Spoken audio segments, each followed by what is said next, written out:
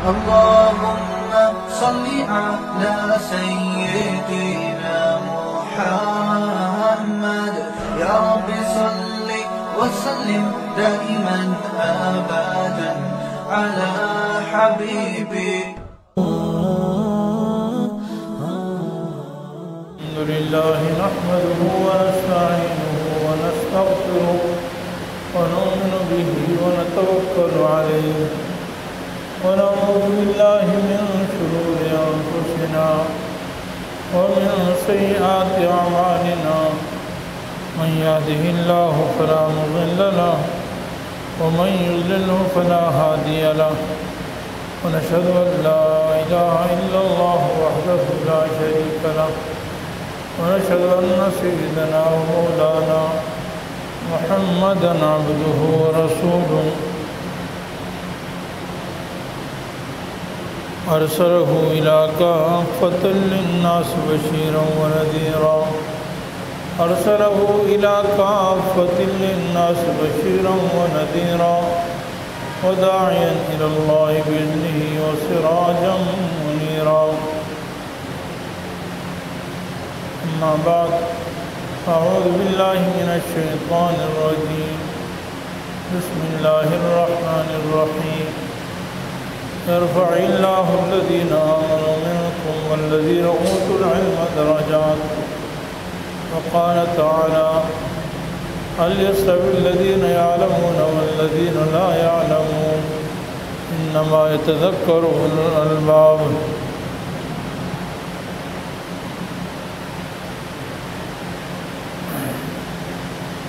وقال النبي صلى الله عليه وسلم من سلك طريقا يلتمس فيه علما مما يبتغي به وجه الله سهل الله له طريقا إلى الجنة أو كما قال عليه الصلاة والسلام. صدق الله رسوله النبي الحبيب الكريم ونحن على ذلك لمن الشاهدين والشاكرين والحمد لله رب العالمين. درود شریف پڑھ لیجیے. اللهم صل على محمد وعلى آل محمد كما صليت على إبراهيم وعلى آل إبراهيم إنك حميد مجيد. اللهم بارك على محمد وعلى آل محمد كما باركت على إبراهيم وعلى آل إبراهيم إنك حميد مجيد.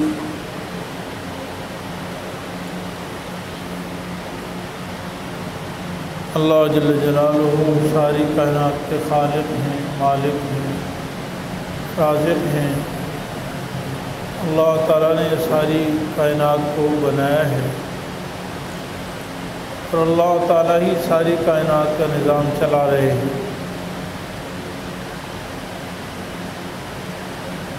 میرے عزیز بھائیوں، اللہ تعالیٰ نے بے شمار احسانات فرمائے ہیں اور ان احسانات میں سے ایک بہت بڑا احسان وہ علم دین ہے، دین کا علم ہے. دین کا علم اتنی بڑی فضیلت رکھتا ہے کہ اللہ تعالیٰ نے اپنے تمام انبیاء علیہ السلام کو علم دین عطا فرمایا ہے. اگر اس کائنات میں علم دین سے افضل کوئی چیز ہوتی تو انبیاء علیہ السلام کو وہ عطا کی جاتی، لیکن اللہ تعالیٰ نے انبیاء علیہ السلام کو علم دین عطا فرمایا ہے اور علم یہ انبیاء کی وراثت ہے. حدیث پاک میں رسول اللہ صلی اللہ علیہ وسلم نے ارشاد فرمایا العلماء ورثۃ الانبیاء. علماء انبیاء کے وارث ہیں. وَإِنَّمَا لَمْ يُوَرِّثُوا دِرْهَمًا وَلَا دِینَارًا. اور انبیاء جو ہے وہ درہم اور دینار کا وارث نہیں بناتے ہیں، مال دولت پیسوں کا وارث نہیں بناتے ہیں. انبیاء کی وراثت تقسیم نہیں ہوتی. وَإِنَّمَا وَرَّثُوا الْعِلْمَ. اور وہ انبیاء علیہ السلام وراثت علم کی عطا فرماتے ہیں، یعنی ان کی وراثت جو علم کی وراثت ہے۔ فمن اخذ بحظ وافر، لہذا جس نے علم حاصل کر لیا اس نے بہت بڑی قسمت حاصل کر لی، اس کو بڑا وہ نصیب والا ہے، وہ خوش قسمت آدمی ہے جس نے انبیاء کی وراثت حاصل کی۔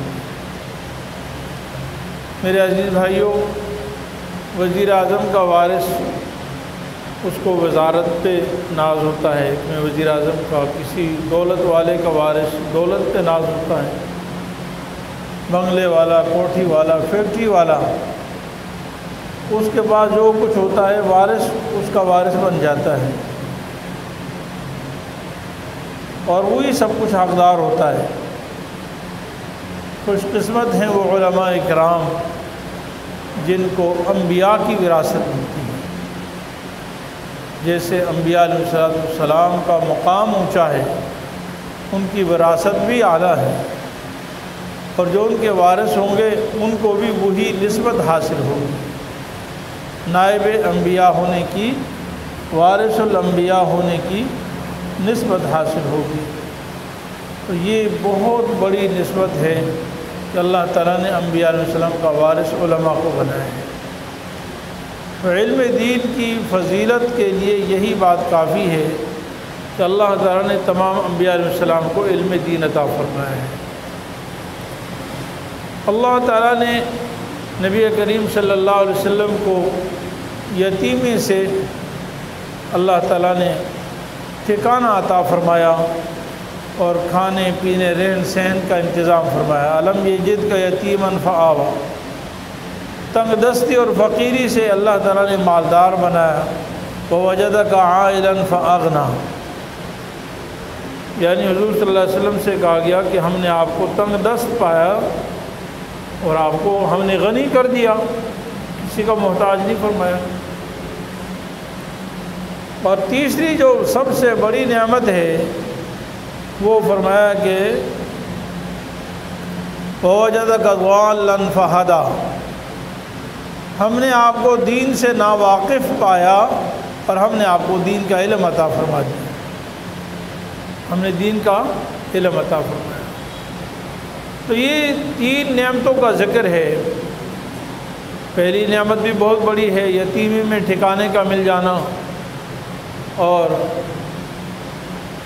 رہن سہن، کھانے پینے، پرورش، اس کا انتظام ہو جائے، یہ اللہ کی نعمتوں میں سے ایک نعمت ہے۔ انسان محتاج ہے، تنگ دست ہو اور مال مل جائے، اور پھر ایسا مال جو حضور کو ملا،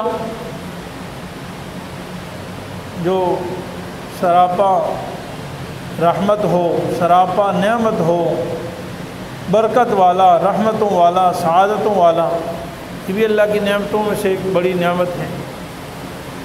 لیکن جو اللہ تعالیٰ فرما رہے ہیں سب سے بڑی نعمت وہ علم دین ہے۔ تو حضور صلی اللہ علیہ وسلم کو علم دین عطا فرمایا، یہ سب سے بڑی نعمت ہے، اس سے بڑی کوئی نعمت نہیں ہے۔ اور اس کی دلیل ایک تو جو علم عطا فرمایا حضور صلی اللہ علیہ وسلم کو وہ قیامت تک کے لیے باقی ہے، اس لیے فرمایا وَأَمَّا بِنِعْمَةِ رَبِّكَ فَحَدِّثْ، آپ اپنے نعمت، رب کی نعمت کو بیان کریں، اور وہ جو آپ صلی اللہ علیہ وسلم نے بیان فرمایا وہ حدیث اور قرآن ہے، اور قرآن و حدیث قیامت تک کے لیے محفوظ ہے۔ وہ آپ صلی اللہ علیہ وسلم کو مال عطا فرمایا، وہ مال ہمیں نہیں ملا، کیونکہ انبیاء تو وراثت، انبیاء کی تو مال کی وراثت ہوتی نہیں، اور آپ صلی اللہ علیہ وسلم تو کچھ چھوڑ کے بھی نہیں گئے دنیا میں۔ ایک حدیث میں آتے ہیں انبیاء جو کچھ چھوڑتے ہیں وہ صدقہ ہوتا ہے، ما ترکنا ہو صدقہ۔ آپ صلی اللہ علیہ وسلم کی وراثت تقسیم نہیں ہوئی، کسی نبی کی وراثت تقسیم نہیں ہوئی۔ تو مال حضور صلی اللہ علیہ وسلم کو ملا، یہ اللہ کی نعمت تھی، لیکن اگلی نسلوں کے لیے نہیں تھا، یہاں تک کہ آپ کی اولاد کو نہیں ملا۔ بیٹی کو نہیں ملا، اور ٹھکانہ عطا فرمایا وہ آپ صلی اللہ علیہ وسلم کے ساتھ خاص تھا، لیکن آپ صلی اللہ علیہ وسلم کو اللہ تعالیٰ نے جو نعمت، تیسری نعمت عطا فرمائی وہ قیامت تک کے لیے عطا فرمائی، یعنی وہ فیض، وہ رحمت، وہ برکت قیامت تک کے لیے باقی ہے۔ تو یہ نعمت سب سے بڑی ہے جس سے قیامت تک رہتی دنیا تک انسانیت فیض یاب ہو رہی ہے۔ اور حدیث سے معلوم ہوتا ہے کہ جب اللہ تعالیٰ اس دنیا کو ختم کرنا چاہیں گے تو سب سے پہلے حضور کی وراثت کو بند فرما دیں گے۔ جب تک کہ حضور کی وراثت تقسیم ہوتی جا رہی ہے قیامت نہیں آئے گی۔ یہ علماء، یہ طلباء دین، مدارس دین میں پڑھنے والے لوگ، یہ چٹائیوں میں بیٹھنے والے لوگ، یہ فقیر، یہ تنگ دست لوگ جن کو لوگ تانے دیتے ہیں، جن کو لوگ حقارت کی نظر سے دیکھتے ہیں، برا بھلا کہتے ہیں، یہ قیامت میں رکاوٹ ہیں۔ نبی کریم صلی اللہ علیہ وسلم نے فرمایا جب تک یہ موجود ہے قیامت نہیں آئے گی۔ وَإِنَّ اللَّهَ لَا يَنْتَزِعُ الْعِلْمَ انتزاعًا، فرمایا کہ اللہ تعالیٰ علم دین سب سے پہلے اٹھائیں گے، لیکن علم دین کیسے اٹھائیں گے؟ فرمایا کہ یک بارگی نہیں اٹھے گا، وَإِنَّمَا يَنْتَزِعُهُ بِانْتِزَاعِ الْعُلَمَاءِ، فرمایا کہ اللہ تعالیٰ علم دین کو ایسے اٹھائیں گے کہ علماء کو اٹھا لیں گے، علماء ختم ہو جائیں گے۔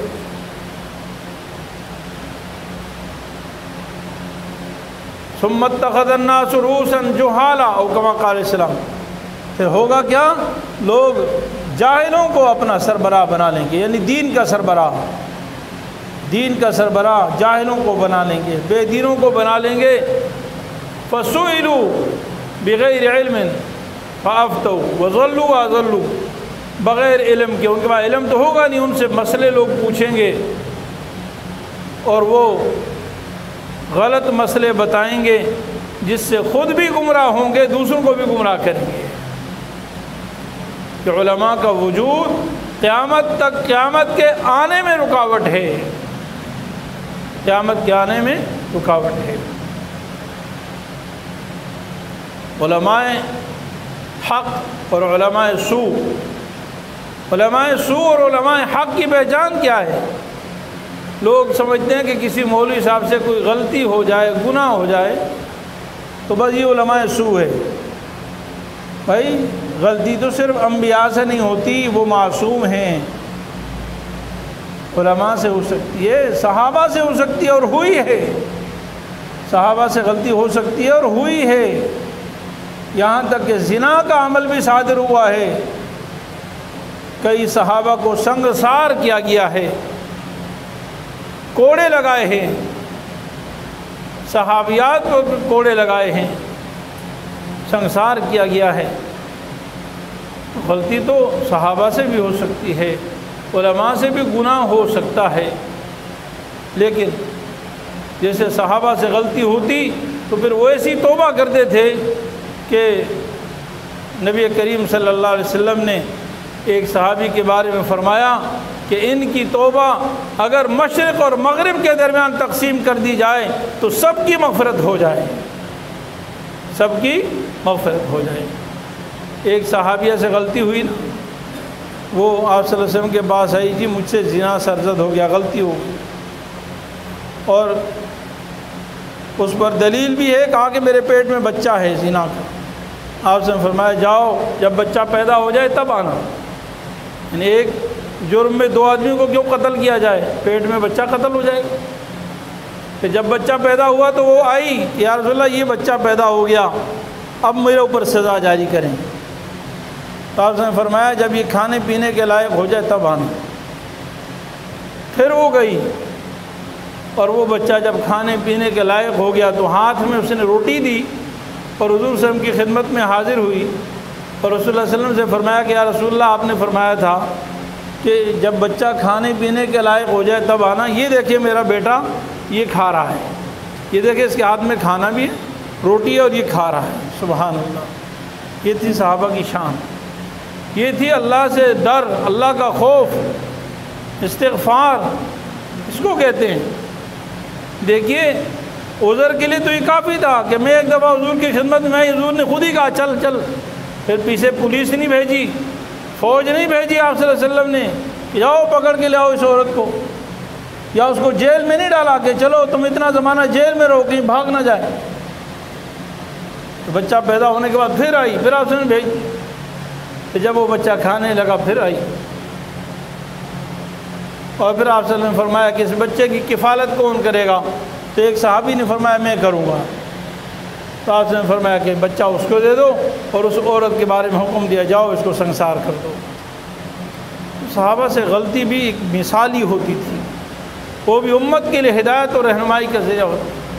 لیکن میں بات یہ عرض کر رہا ہوں کہ صحابہ کرام سے بھی غلطی ہو سکتی ہے، لیکن وہ اللہ نے حضور کا قرب ایسا عطا فرمایا، پھر وہ جو وہ توبہ کرتے ہیں تو امت کے لیے وہ بڑی ہدایت اور رہنمائی کا ذریعہ ہوتی ہے۔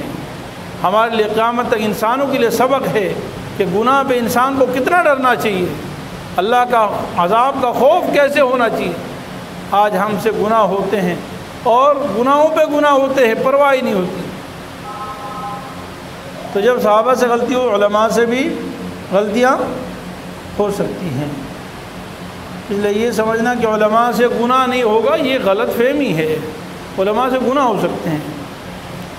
حضرت مفتی شفیع صاحب رحمۃ اللہ تعالی علیہ فرماتے ہیں کہ بعض دفعہ جب علماء سے، بعض لوگوں کو علماء سے کے بارے میں غلط تصور بھی غلط ہے، کیونکہ اس سے بھی نقصان ہوتا ہے۔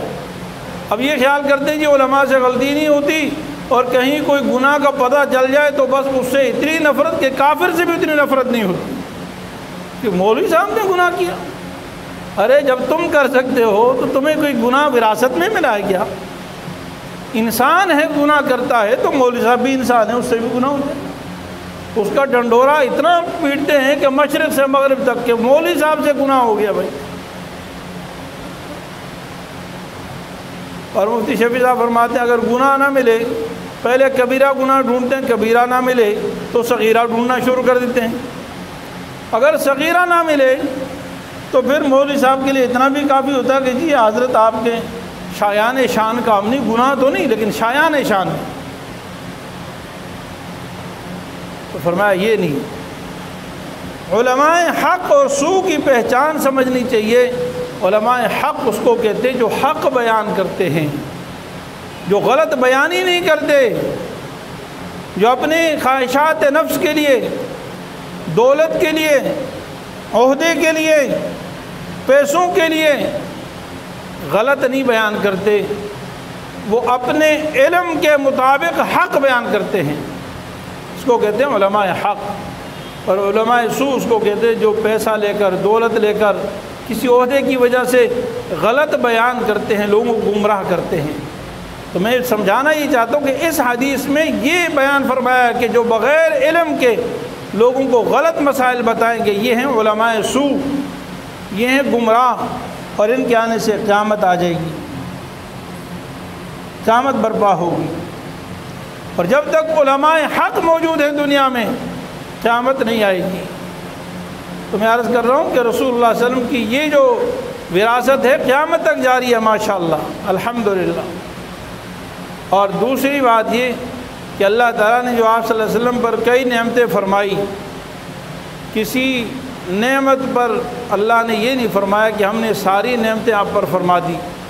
جب رسول اللہ صلی اللہ علیہ وسلم کو قرآن و حدیث کا علم عطا فرمایا تو فرمایا وَكَانَ فَضْلُ اللَّهِ عَلَيْكَ عَظِيمًا، اے نبی اللہ کا فضل آپ پر بہت بڑا ہے۔ یعنی سب سے بڑا فضل حضور صلی اللہ علیہ وسلم پر کیا ہے؟ مکہ فتح ہوا، یہ بڑا فضل نہیں۔ مدینہ کی ریاست قائم ہوئی، یہ بڑا فضل نہیں۔ آپ صلی اللہ علیہ وسلم نے حج کیا، یہ بڑا فضل نہیں۔ آپ صلی اللہ علیہ وسلم احد میں گئے، بدر میں گئے، حنین میں گئے، خندق میں گئے، بڑی بڑی فتوحات ہوئی، اللہ کی کروڑوں نعمتیں ہیں، یہ سب نعمتیں ہیں، لیکن اللہ تعالیٰ نے اللہ تعالیٰ فرماتے ہیں سب سے جو بڑا فضل ہے وہ قرآن ہے، سب سے جو بڑا فضل ہے وہ حدیث کا علم ہے جو ہم نے آپ کو عطا فرمایا۔ اس لیے حجۃ الوداع کے موقع پر رسول اللہ صلی اللہ علیہ وسلم جب حج فرما رہے تھے اور سورہ مائدہ قرآن کریم کی آخری صورتوں میں سے صورت ہے، سورہ مائدہ کی آیت آپ صلی اللہ علیہ وسلم پر تب نازل ہوئی جب قرآن کریم مکمل ہو گیا، جب آپ صلی اللہ علیہ وسلم پر وحی مکمل ہوئی تو یہ آیت نازل ہوئی، الیوم اکملت لکم دینکم واتممت علیکم نعمتی ورضیت لکم الاسلام دینا۔ آج میں نے مکمل کر دیا تمہارے لیے تمہارا دین، اور میں نے اپنی ساری کے ساری نعمتیں آج پوری کر دی، یعنی جتنی نعمتوں کے خزانے تھے نا میرے پاس وہ سب میں نے عطا کر دیے، وَرَضِيتُ لَكُمُ الْإِسْلَامَ دِينًا، اور میں نے تمہارے لیے اسلام کو بطور دین کے مذہب کے پسند فرمایا ہے، اللہ تعالیٰ فرماتے ہیں۔ تو یہ آیت ہجرت پر نہیں نازل ہوئی، فتح مکہ کے موقع پر نازل نہیں ہوئی، بدر و احد و حنین میں نازل نہیں ہوئی، یہ آیت اس دن نازل ہوئی جب قرآن کریم کی تکمیل ہو گئی۔ تو میرے عزیز بھائیوں، علم دین کی بہت بڑی فضیلت ہے۔ علم یہ انبیاء کی وراثت ہے، اور علماء یہ انبیاء کے وارث ہیں، انبیاء کے وارث ہیں۔ اس کی فضیلت کے لیے آپ دیکھیں اللہ رب العالمین اپنے دشمنوں کو علم دین نہیں عطا فرماتے ہیں، دشمنوں کو اللہ تعالیٰ اپنے دوستوں کو علم عطا فرماتے ہیں، دوستوں کو علم عطا فرماتے ہیں۔ اس لیے ہمیں علم دین کی قدر کرنی چاہیے، ہمیں علماء دین کی قدر کرنی چاہیے، حافظ قرآن کی قدر کرنی چاہیے، اور صرف اس وجہ سے قدر کرنی چاہیے کہ یہ نبی کا وارث ہے، بس مال کی وجہ سے نہیں، دولت کی وجہ سے نہیں، شہرت کی وجہ سے نہیں، گاڑی کی وجہ سے نہیں کہ بڑی گاڑی پر مولوی صاحب آئے جس کے پیچھے ہزاروں لوگ واہ واہ کرنے والے ہوں، نعرے لگانے والے ہوں، صرف اس وجہ سے نہیں۔ ان کی محبت کی دلیل بنیاد صرف علم دین ہونا چاہیے، علم دین۔ اور یاد رکھیں جو شخص علماء کو عزت کی نگاہ سے دیکھتا ہے، جو حضور کے وارث کو عزت کی نگاہ سے دیکھتا ہے، بھائی میرے وارث کو کوئی عزت کی نگاہ سے دیکھے تو میرا دل خوش ہوگا نہیں ہوگا، اور کوئی بری نگاہ سے دیکھے تو میرا دل پھٹ جائے گا۔ اور جو حضور کے وارث کو حقیر نگاہ سے دیکھے، علماء فرماتے ہیں نسلوں میں علماء نہیں پیدا ہوں گے، بس یہ پکی بات ہے، نسلوں میں علماء نہیں پیدا ہوں گے۔ اس لیے علماء کو عزت کی نگاہ سے، محبت کی نگاہ سے، عظمت کی نگاہ سے، قدر کی نگاہ سے دیکھنا چاہیے، اس لیے کہ اللہ تعالیٰ نے انہیں علم دین عطا فرمایا، اور اللہ تعالیٰ کے خزانوں میں سب سے بڑی نعمت علم دین ہے۔ میرے والد ماجد رحمۃ اللہ تعالیٰ علیہ، ہم نے ان کو دیکھا، اور ان کی برکت سے اللہ تعالیٰ نے ہمارے پورے خاندان کو علماء بنایا، مفتی بنایا، حافظ بنایا، اور الحمدللہ اب تک جو نسل ہے سب حفاظ اور علماء کی ہے۔ لیکن یہ ان کی برکات ہے، میں سمجھتا ہوں اللہ ان کی قبر پر کروڑوں رحمتیں نازل فرمائے۔ ہم ان کی اولاد تھے، انہی سے پیدا ہوئے، انہوں نے ہمیں پڑھایا، لیکن گھر کے چھوٹے سے بچے، معصوم بچے کو جو حافظ قرآن ہوتا اس سے اپنے پاؤں نہیں دباتے تھے، اپنے بیٹے سے، اپنے پوتے سے کہتے نہیں تم حافظ قرآن ہو، پیچھے میرے پاؤں کو ہاتھ نہیں لگانا۔ ہم نے ان کو دیکھا کہ چارپائی پر اگر سو رہے ہیں، پاؤں کی طرف کوئی بچہ اگر حافظ قرآن ہے، قرآن پڑھنے والا، تو اس کی طرف پاؤں نہیں فرماتے تھے۔ حافظ قرآن تو دور کی بات ہے، جو بچہ ابھی چھوٹا ہوتا تھا، معصوم بچوں کے بارے میں بھی کہتے کہ یہ بچہ حافظ بنے گا، میں اس کا ادب اس لیے کرتا ہوں، یہ حافظ بنے گا، میں اس لیے اس کا ادب کرتا ہوں۔ تو اللہ تعالی ہمیں ادب کرنے والا بنائے، علماء کی قدر کرنے والا بنائے۔ میرے عزیز بھائیوں، آج ابو بکر نہیں آئیں گے سیدنا عمر فاروق دوبارہ نہیں دنیا میں آئیں گے، عثمان غنی نہیں آئیں گے، علی المرتضیٰ نہیں آئیں گے، صحابہ نہیں آئیں گے، عشرہ مبشرہ نہیں آئیں گے، تابعین بھی نہیں آئیں گے، تبع تابعین بھی نہیں آئیں گے، امام ابو حنیفہ، امام مالک، امام شافعی بھی نہیں آئیں گے، بخاری و مسلم و ترمذی بھی نہیں آئیں گے۔ ہمارے لیے علماء، دین کی بات بتانے والے، دین کے رہبر، دین کے رہنما، دین کی نشر و اشاعت کرنے والے، آج یہی طبقہ ہے علماء دین کا، یہی انبیاء کے وارث ہیں۔ نبی کریم صلی اللہ علیہ وسلم نے فرمایا علماء امتی کانبیاء بنی اسرائیل، میری امت کے علماء ایسے ہیں جیسے انبیاء بنی اسرائیل، بنی اسرائیل کے انبیاء۔ اللہ تعالی ہمیں علماء کی قدر کرنے کی توفیق عطا فرمائے۔ وآخر دعوانا ان الحمدللہ رب العالمین۔ مفتی صاحب کے یوٹیوب چینل کو سبسکرائب کیجئے اور ان کے تازہ بیانات کے ذریعے اپنی علمی، اصلاحی اور فکری آبیاری کرتے رہیے۔ جزاکم اللہ۔